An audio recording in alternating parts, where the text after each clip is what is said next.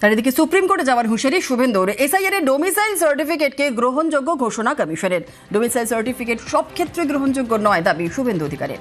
ইআরওরা ভুল করলে সাসপেন্ডও হতে পারেন বলে মন্তব্য। সেই ইআরওর বিরুদ্ধে সুপ্রিম কোর্টে যাওয়ার হুঁশিয়ারি শুভেন্দুর। 1999 সালের যে অ্যাক্ট তাতে বলা হয়েছে খুব সিলেক্টিভ ক্ষেত্রে এই domicile certificate acceptable, not for all.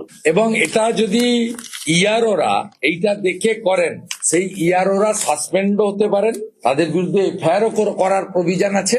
আমরাও যদি তথ্য পাই, আমরা সেই ইআরওদের বিরুদ্ধে সুপ্রিম কোর্টে যাব।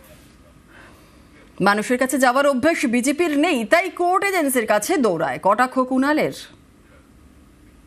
মানুষের কাছে ছাড়া, মানুষের দরবার ছাড়া বিজেপির নানা জায়গায় যাওয়ার অভ্যাস আছে। কখনো তারা বলবে কেন্দ্রে যাব, জাতীয় নির্বাচন কমিশন ভোট করবে, কখনো বলবে কেন্দ্রীয় বাহিনী আসবে, কখনো সিবিআই ইডি পাঠাবে।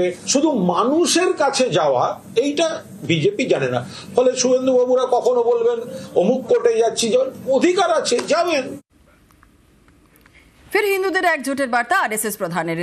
2047-এ অখণ্ড ভারতের বার্তা মোহন ভাগবতের। 247 में भारत विभाजन का डर पालने के बजाय 247 की में अखंड भारत के उदय की कल्पना करो। जो 500 साल सुल्तान बादशाह यहाँ रहकर नहीं कर सके, जो 200 साल में अंग्रेज नहीं कर सके, वो स्वतंत्र भारत में अब क्यों होगा फिर से? ये 1947 नहीं है। अब भारत को तोड़ने वाले टूट जाएंगे, भारत जुड़ जाएगा। कुछ ये जो सपने देख रहे हैं, दुस्वप्न देख रहे हैं, उनके मंसूबे कभी सफल नहीं होंगे।